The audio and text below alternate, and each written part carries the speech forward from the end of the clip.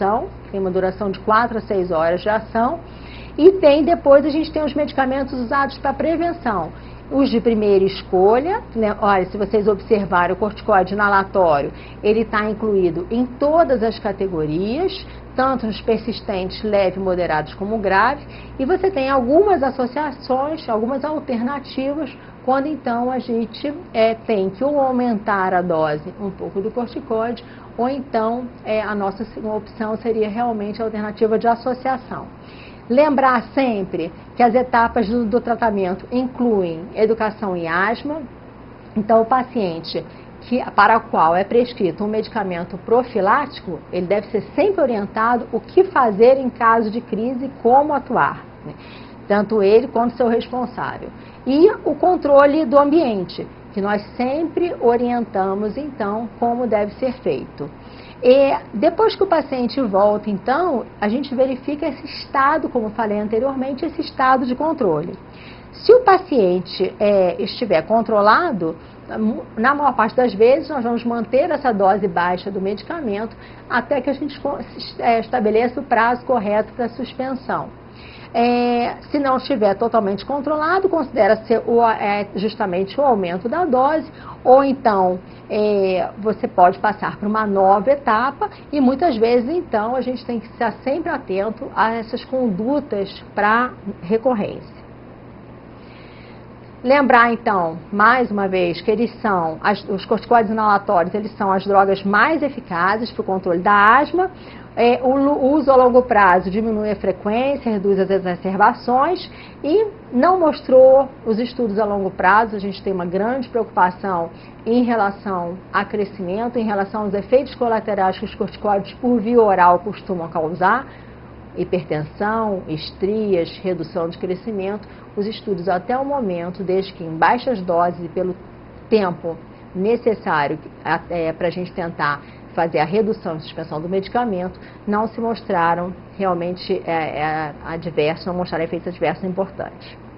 E qual é a via principal para você administrar qualquer medicamento em asma? Lembrando do pulmão, a via principal é a via inalatória. Normalmente você reduz os efeitos adversos e você aumenta a eficácia. O que é importante? Conhecer todos os dispositivos. O profissional vai orientar o paciente no uso daquele dispositivo inalatório. Então, mais importante é que ele próprio tenha bastante domínio daquela técnica e explicar justamente que um determinado dispositivo, lembrando que todos funcionam bem, que estão no mercado, ele depende de eficácia, adesão, custo, risco, benefício e principalmente opinião do paciente. A literatura coloca que é muito importante que nós devemos procurar sempre utilizar o mesmo dispositivo tanto para a profilaxia quanto para a crise, quando possível, para justamente diminuir o problema de erro de administração. O que é importante, né? Finalizando essa parte da prevenção? Controle ambiental. Evitar, lembra que a gente falou que poeira e mofo eram os principais alérgenos? Então, tentar evitar. Limpeza da casa realmente, evitar varrer, passar pano úmido, lembrar embaixo de cama, em cima de armário, tentar perguntar sempre por áreas que sejam muito úmidas e que tenham algum tipo de mofo. Quando não é possível consertar, pelo menos que a gente isole com algum material plástico para que a criança tenha menos contato. Encapar com material plástico, colchão e travesseiro, isso é um dos itens mais importantes que tem para o controle da rinite. Como existe uma associação muito grande entre rinite e asma, é uma das medidas simples, mas mais eficazes nesse controle. Não fumar, eu sempre brinco que, apesar da rotina, né, na diretriz está não fumar próximo à criança, poderia ser não fumar, mas pelo menos próximo à criança não fumar. Evitar contato com animais, mas principalmente se é observado que aquele animal desencadeia algum tipo de reação. Nós muitas vezes mais culpamos os animais do que eles realmente são responsáveis. Então, se a gente se preocupar com poeira e mofo, a gente evita a maior parte de crises. E evitar odores fortes. Em relação à crise de asma, é importante realmente que nós saibamos tanto reconhecer os seus sinais, quanto saber tratar de forma adequada. O que é importante observar?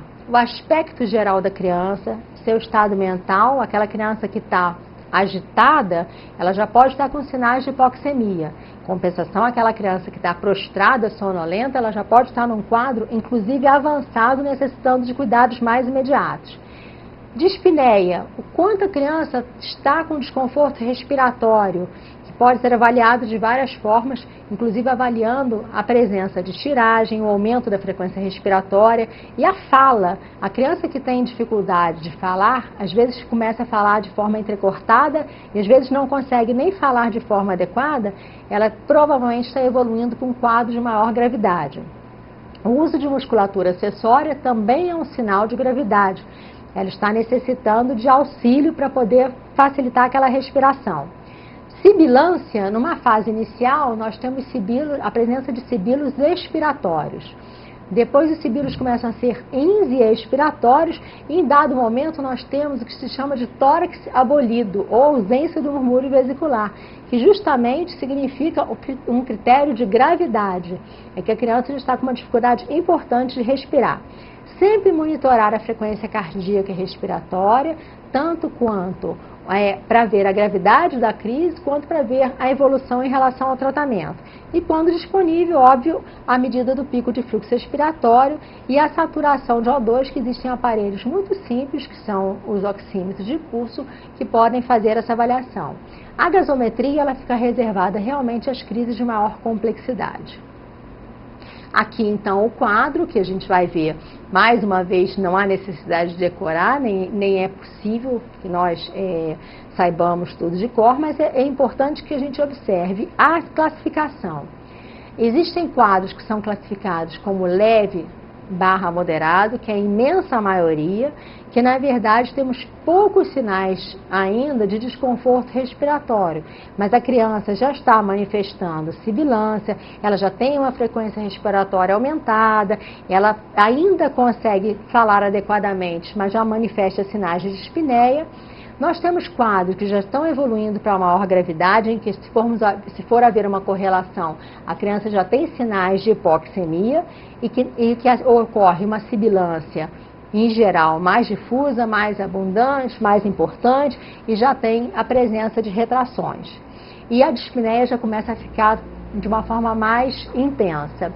E existe uma parcela muito pequena de crianças que evolui com quadros que a gente chama de muito grave, com sinais evidentes de cianose, exaustão, a criança pode normalmente estar em sonolência, com uma dispneia muito importante, com uma frequência cardíaca em geral bastante elevada, frequência respiratória elevada, e são crianças então que demandam uma conduta imediata.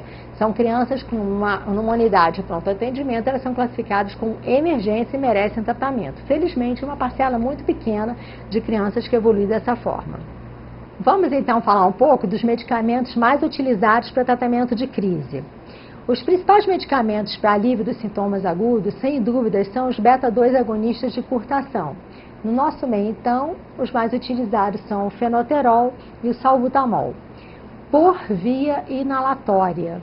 Então, temos realmente esse nosso arsenal disponível.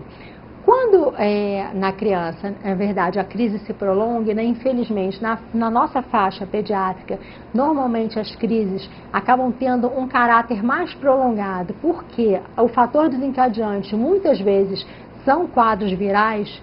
Então, demoram algumas horas para ver melhora de sintomas, temos o desencadeamento de toda a cascata inflamatória.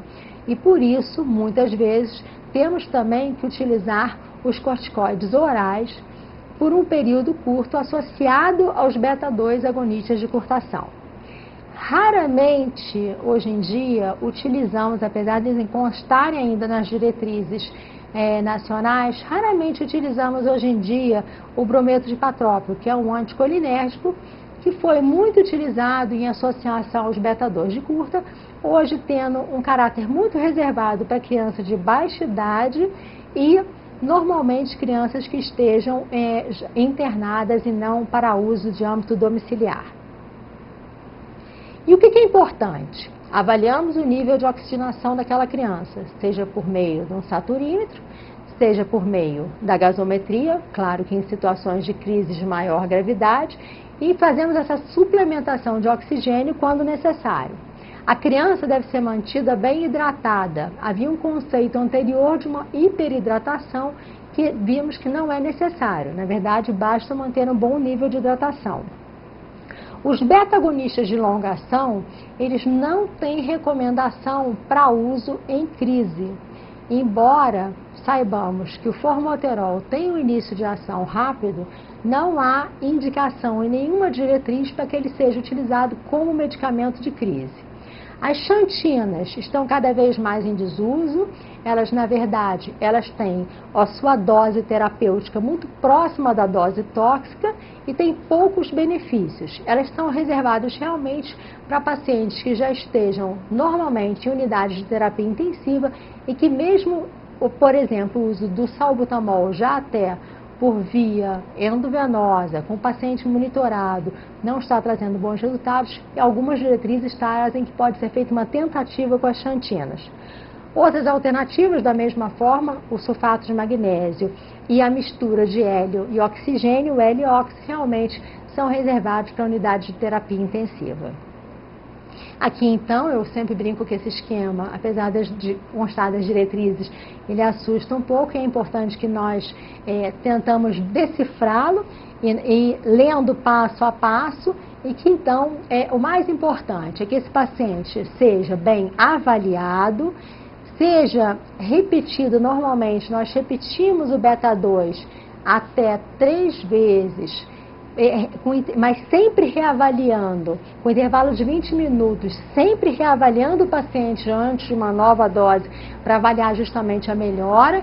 E a gente vai ver, dependendo de avaliação da sua ausculta, frequência cardíaca, frequência respiratória, saturação, se houve uma boa resposta, se a resposta foi incompleta, se não houve uma boa resposta, e a partir de cada passo decidir então se esse paciente ele vai poder ser liberado para casa, que é sempre a nossa meta, se esse paciente precisa ser mantido num esquema de internação hospitalar, ou se esse paciente tem que ser conduzido imediatamente para uma unidade de terapia intensiva.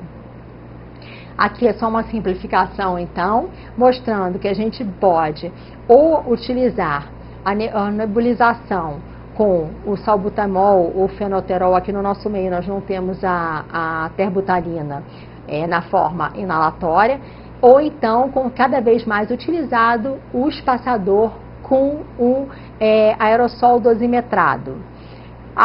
Aguardamos a resposta, reavaliamos esse paciente, como já falei, até normalmente um máximo de 3 vezes, e sempre avaliamos se nesse momento da liberação, além do beta-2, nós vamos então associar ou não o corticoide oral para casa, normalmente por um período em torno de 5 a 7 dias.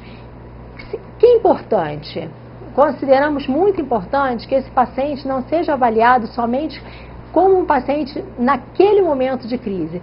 Então, a pergunta simples, qual o caráter de recorrência dessas crises, pode ser suficiente para, naquele momento, além do plano de ação para casa, naquele momento, que esse paciente seja referenciado, então, para um tratamento profilático. Quais são os erros mais comuns, então, num quadro de asma, numa crise de asma? Percepção inadequada. Ou avaliarmos a crise de uma forma